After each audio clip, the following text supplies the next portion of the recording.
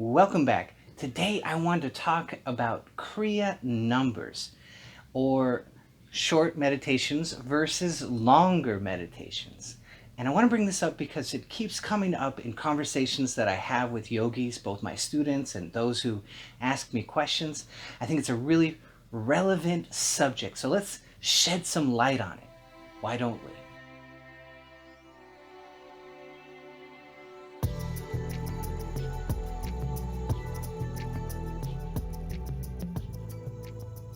So I think it's really good to think about meditation and length of meditation kind of like scaling a mountain.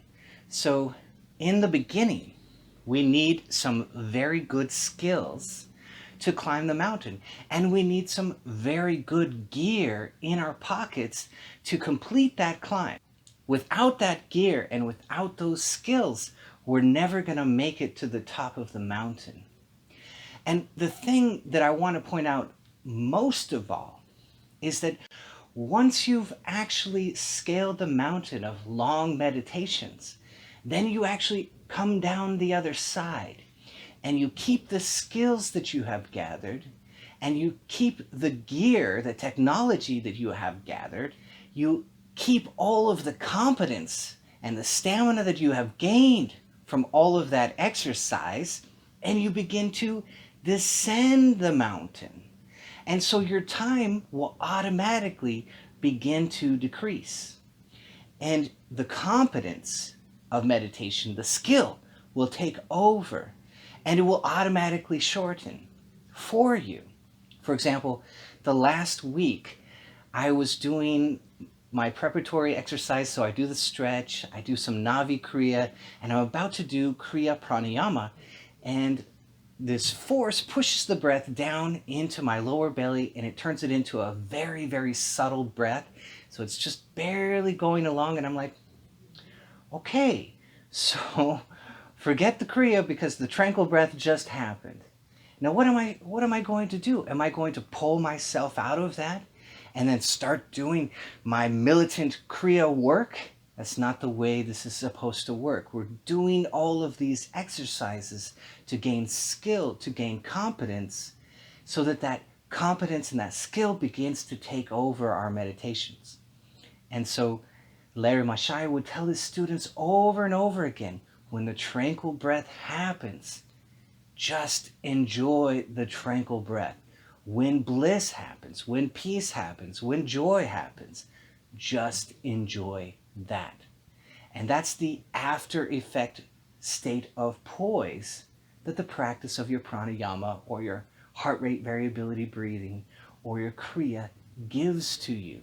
It gives you this gift.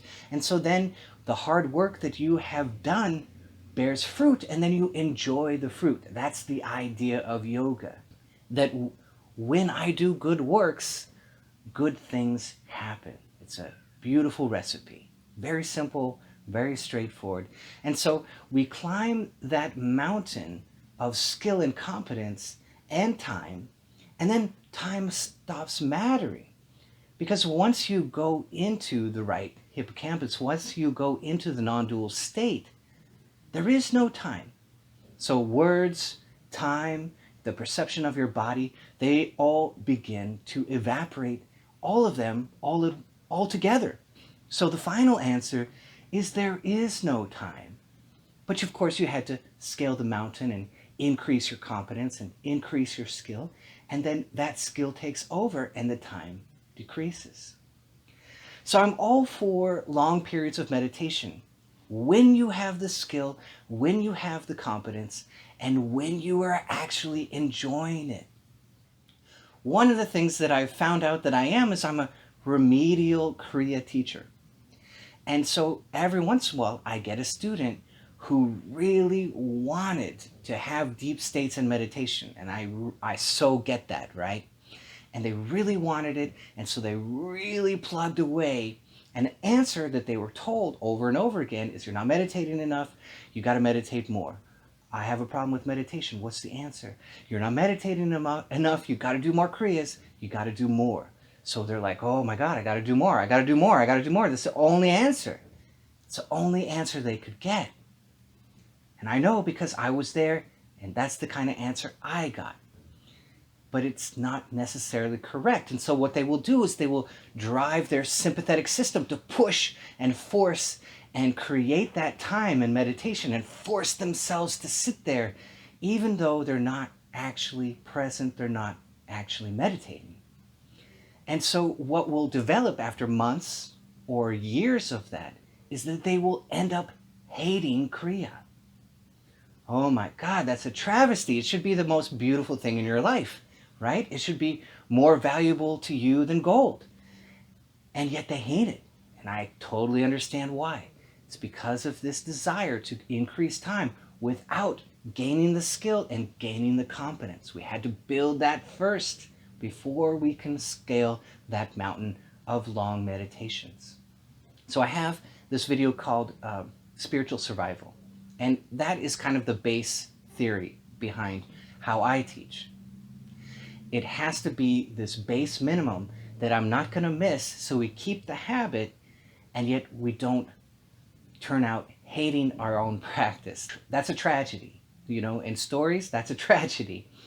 And so how do you get out of this? The way I teach out of this is, okay, let's go back to basics. Let's go back to heart rate variability. And then they start getting the 4 proofs. And so they get the 4 proofs, it starts feeling good again. They do short meditations. Maybe they do several short meditations, but they only do short meditations for a little bit of time. They get the 4 proofs. They get the heart rate variability, resonant breathing. They get the resonance between the heart and the breath, and everything starts working again. They start loving it because they're getting the 4 proofs. They're getting into meditation again. It starts feeling good. And then you can increase your time because you're like, this is so great. I want to do more of this. It feels wonderful. So then you increase automatically, easily, effortlessly. That's what we want. We want a parasympathetic advancement, not a sympathetic advancement. So that's the tragedy, and that's the competence. And we have to know the pitfalls to a practice. Cheng Man-ching said that about Tai Chi. He asked the students, what's bad about Tai Chi? And they couldn't answer him. Oh, it's wonderful. It's this. There's nothing wrong with it. He says, if you really want to understand something, you have to know the pitfalls. Tai Chi is very hard, and it takes a long time to understand. That's what he told them. So in meditation, we have to know the pitfalls. And one of the pitfalls is being aggressive in time.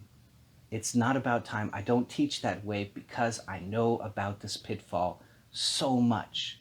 I would much rather you increase your skill and you do short meditations throughout the day. Because maybe you have a busy life, but I know you're going to have 5 minutes.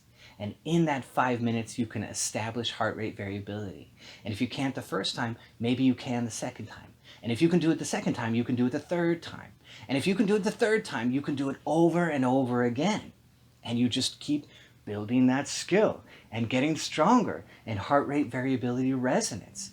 And that will fuel the fire to meditate more. And then you'll just right up that hill. Maybe you'll fall into the right hippocampus, into the non-dual state, and time will disappear. And you'll look at your clock and, oh my goodness, I was here much longer than I thought. But that's a very deep state. But if it happens to you, it happens to you, doesn't it? When I was in a spiritual community for years, I was looking around to talk to people about meditation because I really was up against the same wall. I couldn't get answers. And no one could direct me, no one could help me. And so I was looking around, well, who's the really good meditator? And everybody said it was this one person. And so I started watching them. And I noticed they went to every single long group meditation. I thought, well, that's interesting. Every single one? And they were always sure to be the very last one. Well, that's also interesting. And then one day, out of chance, I saw their face as they walked out of a very long meditation. It was like a 6 or 7 hour meditation, and they walked out the very last one, and he had this kind of, yeah, I did it. And I thought, whoa, okay, I don't think that's the person that I want to talk to, because they were stuck in that I gotta scale the mountain with time. And, it's kind of like Hercules and his deeds. He does them for fame. So they're meditative deeds, and he did them for fame. That's a real story of Hercules. So the feats of Hercules were for fame. And so I saw this, and I thought, well, I don't think that's right. I don't think that's the kind of attitude, because, I was getting a little bit of bliss in my meditations, and when you feel that, you just don't care. It wipes out everything else out of your psychology. And I thought, well, I'm just going to stick to my little meditations and my little track and my little bit of bliss. And then I gained more and more competence. And that competence will fuel your fire. And then time will become irrelevant, because you're busy in the 4 proofs, or you're busy in the tranquil breath, or you're busy in the freeze response. And so you don't have time for time. So now we understand a little bit about the pitfalls, the difference how I teach. I teach competence and skill, and I want that for you. I want you to have that competence and skill, and then you can climb the mountain of time if you want to, which makes sense. If you're going to be good at something, we got to plug in some time. And either we plug that in over years, or we plug it in over months, but still we need to plug in some time. But it has to be based on competence and skill. And then eventually your competence and skill will overcome the time. Time will become irrelevant, because everything begins to shorten, because everything starts happening sooner and sooner, because you are more proficient at all of it. And that's how you descale the time hill. So I hope this idea will become a staple in your diet. I hope you loved it. And if you did, be sure to hit that bell down below so I can see all of you next time.